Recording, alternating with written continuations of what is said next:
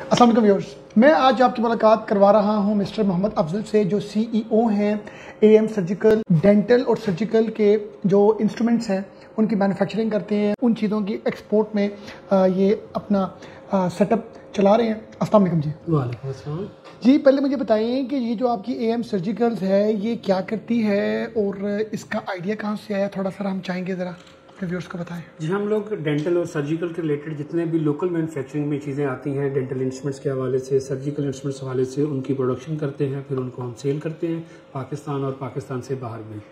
और हमारी जितनी भी प्रोडक्ट्स हैं वो इंटरनेशनल स्टैंडर्ड को मीट करती हैं, नॉन रस्टिंग होती हैं और हमारा सेटिस्फाई रिजल्ट जो है वो बहुत अच्छा है।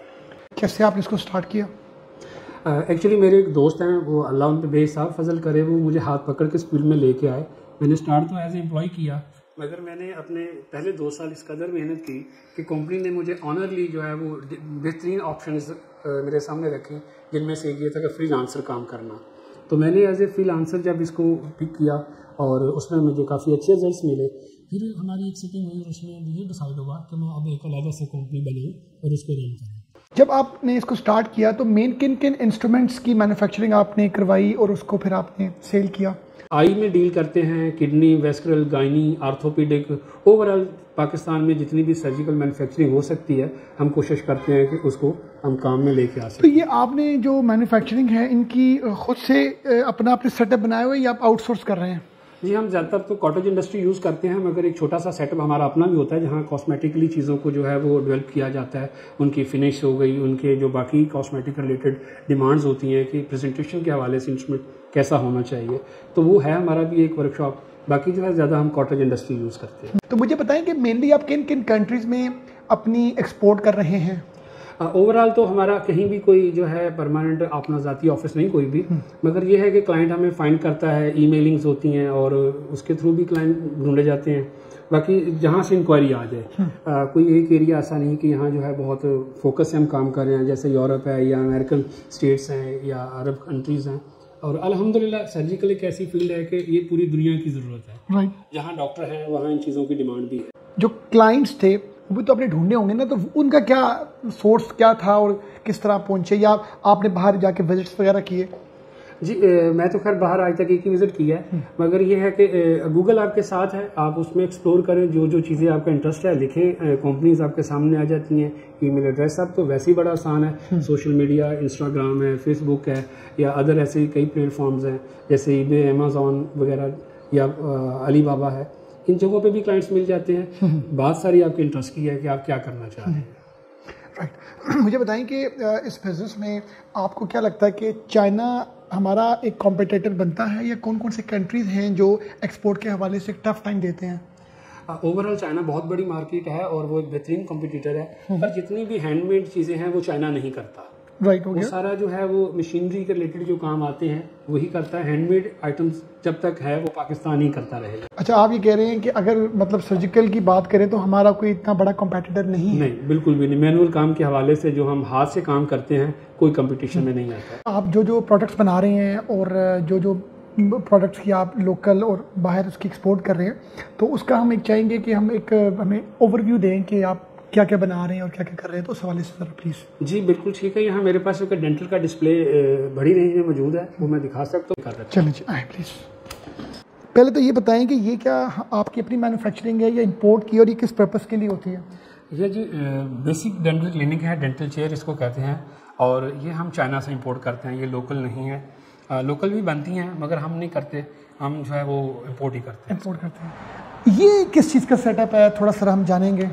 एक्चुअली ये हमारी एक जी वर्क स्टेशन है जहाँ पर डॉक्टर्स को लेटेस्ट डेंटिस्ट्री के हवाले से जो प्रोसीजर्स हैं उसकी ट्रेनिंग करवाई जाती है। यहाँ पे सारी की सारी ट्रेनिंग जो है वो कॉस्मेटिक डेंटिस्ट्री के हवाले से करवाई जाती है।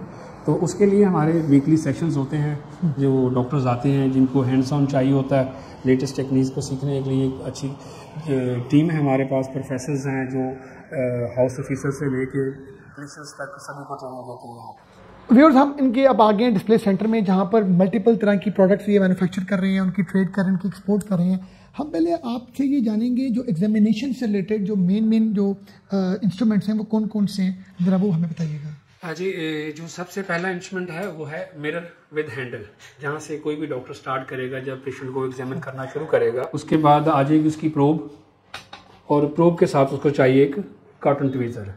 ठीक है, यहाँ से कोई भी डॉक्टर स्टार्ट करेगा। ये बुनियादी इंस्ट्रूमेंट्स हैं किसी भी पेशेंट को एग्जामिन करने के लिए। स्टार्टिंग पॉइंट है ये। यस। चलें, अब ये इसकी मैन्युफैक्चरिंग आपने सियालकोट से करवाई और फिर इसकी लोकल आप सप्लाईज करते हैं, बाहर एक्सपोर्ट करते हैं, और कौन कौन से आइटम्स हैं जिसमें आप डील कर रहे हैं? इसके बाद ओवरऑल डेंटिस्ट्री के हवाले से जितने भी प्रोसीजर हैं उसके सारे सब्जेक्ट, जैसे एग्जामिनेशन हो गया हमारा सबसे पहले, उसके बाद ऑपरेटिव डेंटिस्ट्री आ जाती है जिसमें ये सारी चीज़ें लगी हैं, फिलिंग के रिलेटेड जितने भी इंस्ट्रूमेंट्स हैं। एग्जामिनेशन के बाद जो हमारा सेकंड सब्जेक्ट आ जाता है ऑपरेटिव या रेस्टोरेटिव डेंटिस्ट्री कहते हैं उसको। फिलिंग के हवाले से सारी चीज़ें आ जाती हैं। तो ये root canal plus filling instruments का कंटेंट सारा ये पड़ा हुआ है। और इसके बाद जो है वो एक्सट्रैक्शन आ जाएगी। एक्सट्रैक्शन कहाँ पर होगी जी? जी, एक्सट्रैक्शन में जो है ये कुछ फॉर्सेप्स वगैरह, एक्सट्रैक्शन फॉर्सेप्स पड़े हुए हैं, ये पड़े हुए हैं, पैक जो पड़े हुए हैं। तो ये सारी चीज़ें जो हैं सेकंड सब्जेक्ट में आ जाती हैं दान निकालने के हवाले से। जी, लाइक ये एक कैस्ट्रोविलो सीजर इसका नाम है। ये मल्टीपल जो है वो सर्जरीज में यूज़ होती है। डेंटिस्ट भी इसको यूज़ करते हैं और जो आई स्पेशलिस्ट हैं वो भी इसको यूज़ करते हैं। इसी तरह से बाकी ये इम्प्रेशन के हवाले से इम्प्रेशन मटेरियल्स आ जाते हैं, इम्प्रेशन ट्रेज इनको कहते हैं। तो ये एक्सट्रैक्शन फॉर्सेप्स हैं। डेंटिस्ट्री चूँकि बड़ी रंगीन फील्ड है, इसमें कलरफुल चीज़ें भी डॉक्टर्स पसंद करते हैं, जैसे ये ब्लू कलर हुआ है या ये मेरे पास है रेनबो कलर है, और जैसे इस पर ब्लैक कोटिंग की गई हुई है, ब्लैक है, ब्लू है, गोल्डन है, डिफरेंट कलर्स हैं जिन्हें प्लाज्मा कोटिंग कहा जाता है। कि जब आप बाहर एक्सपोर्ट करते हैं तो कहीं मेड इन लिखते हैं पाकिस्तान, या उसमें क्या मतलब उसमें लॉ हमें क्या एडवाइस करता है, हमें क्या करना चाहिए? ये आपकी अपनी चॉइस है कि आप किस तरह से काम करना चाह रहे हैं। मैं 18 ईयर्स से काम कर रहा हूँ और मैं किसी भी के लिए काम नहीं कर रहा। पाकिस्तान भर से जहाँ भी चीज़ें जाएंगी वो AM सर्जिकल्स की स्टैम्प के साथ ही जाएंगी, क्योंकि मेरा मानना यह है कि जैसे मैं अगर लाइक सऊदी अरब चला जाऊँ तो मुझे वहाँ का नेशनल ID कार्ड नहीं दे सकते, तो ये पाकिस्तान की बनी हुई चीज़ जो है ये अमेरिकन कैसे हो सकती है? इसको भी मेड इन पाकिस्तान ही रहना चाहिए, और ये आपका डिसीजन है। अगर कोई क्यूरी आई है उसमें वो पैकेजिंग को लेकर बड़े इंटरेस्टेड है तो आप इस तरह उनको पैकिंग करवा के देते हैं? इस तरह से भी या कस्टमाइज पैकिंग होती है। आप अपने क्लाइंट से डील कर लेते हैं, जो भी उसके चार्जेस आ रहे हैं आप उसके साथ सेट कर लेते हैं कि जी इस तरह की पैकिंग में हम आपको चीज़ें देंगे तो प्राइसेस ये होंगे। चलें जी, बड़ा हमें आज के इस सेशन में बड़ी मोटिवेशन मिली है कि पाकिस्तान में इतनी हाई स्टैंडर्ड की मैन्युफैक्चरिंग हो रही है, एक्सपोर्ट हो रही है, लोकल जो है उसकी ट्रेड हो रही है। तो वाकई ये सारा का सारा हमारे मुल्क के नाम के लिए, इमेज के लिए बड़ा एक खुशी हुई हमें सब चीज़ें देख के।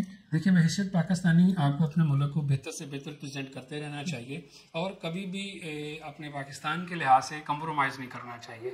आपकी जो प्रोडक्ट है वो आपकी प्रॉपर्टी है और आपको उसके ऊपर स्ट्रॉन्ग डिसीजन से रहना चाहिए। एक बड़े कैरियर को इन्होंने एक लॉन्ग जर्नी इन्होंने लाइफ में किया, जॉब की, फ्रीलांस किया, अपने बिजनेस को इस्टेब्लिश किया, तो हमारे लिए एक बहुत बड़ी मोटिवेशन है। थैंक यू वेरी मच, आपने हमें देखा। अल्लाह हाफ़िज़।